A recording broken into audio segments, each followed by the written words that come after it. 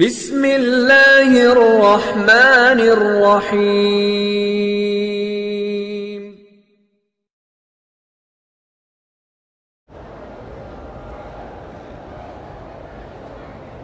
اللہ عالم بھی اب نجران سے کوئی آ رہا ہے، میں لوگوں کی تحقیق کرتا رہتا ہوں، یہ کون ہے؟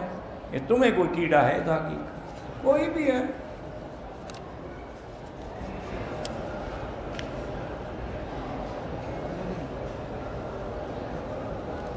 میری بہن تقریباً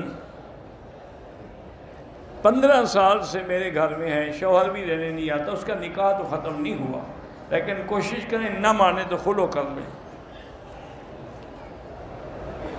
جہنم جہنم ہے، اللہ بچاوے، کیا ہے اس میں؟ آگ ہے، نار اللہ الموقدہ۔ مقام ابراہیم چونکہ اصل مقام ہے، اس لیے اس کے پیچھے نماز پڑھنے میں زیادہ فضیلت ہے کہ اللہ کے قرآن کا حکم بھی یہی ہے کہ وَاتَّخِذُوا مِن مَقَامِ إِبْرَاهِيمَ مُصَلًّى، اور حضور نے بھی طواف کے 2 رکعت مقام ابراہیم پہ پڑھے ہیں۔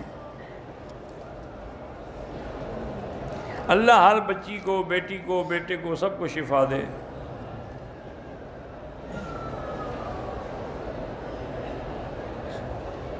بہرحال آپ اپنے عمرے ویزے کا کام کرتے ہیں، آپ سے شیعہ لگوائے یا سنی لگوائے، آپ کو کیا ہے؟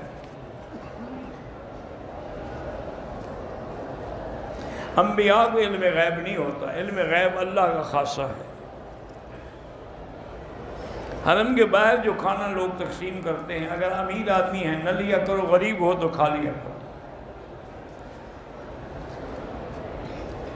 زکوٰۃ کے پیسوں سے کسی کو آپ عمرہ نہیں کروا سکتے، یعنی یہ شرط نہیں کر سکتے کہ عمرہ کرو، آپ وہ پیسے اس کو دے دیں، وہ عمرہ کرے مرضی، نہ کرے مرضی۔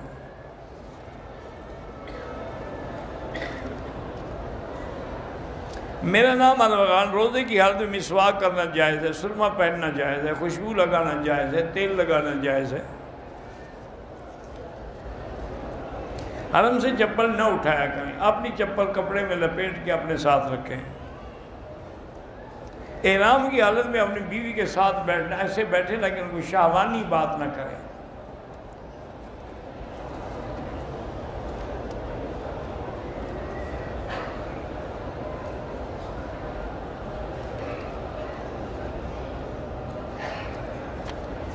میرا بھائی گزارش یہ ہے کہ درس کے اندر ہمیشہ اصولی باتیں ہیں کہ اس کے اندر سختی بھی ہوتی ہے، نرمی بھی ہوتی ہے، اس میں ترغیب بھی ہوتی ہے، ترہیب بھی ہوتی ہے، تو اگر کسی لطیفے کا ذکر آ جائے تو وہ منع نہیں ہے۔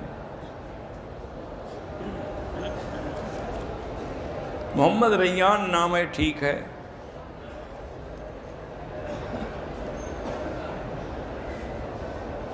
میں نے اپنے محبوب کے لیے دعا کرنی ہے۔ محبوب کیا خامند ہے یا غیر محرم محبوب ہے؟ پہلے وضاحت تو لکھو، اس محبوب کا آپ سے کیا تعلق ہے؟ مرحوم کے نام سے عمرہ کر سکتے ہیں۔ میرے والد کو ٹی بی کی بیماری ہے، اللہ شفا عطا فرمائے، اور آج کل میرے بھائی ٹی بی کا علاج چونکہ آ گیا ہے تو اس کو آپ ضد میں نہ رہیں، کسی ہسپتال میں جا کے ان کے سارے ٹیسٹ کرانے کے بعد وہ دوائیں لے لیں، 9 مہینے کا کورس ہوتا ہے، ہمیشہ کے لیے ٹی بی ختم ہو جاتا ہے۔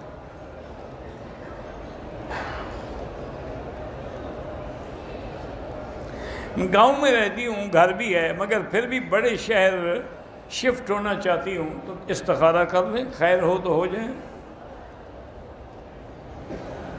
میرا نام مشتاق احمد ہے، آپ کے لیے دعا کرتا ہوں، مجھے تکلیف ہے، اللہ آپ کو شفا عطا فرمائے۔ میری عادت ہے کہ ہر نماز کے بعد دعا سجدے میں مانگتی ہوں، کیا یہ جائز ہے؟ بہتر یہ ہے کہ سجدے میں نہ مانگے، 2 رکعت نفل کی نیت کر کے پھر سجدے میں اللہ علی دعائیں مانگتے ہیں، لیکن اگر کوئی مانگے تو کوئی بات نہیں۔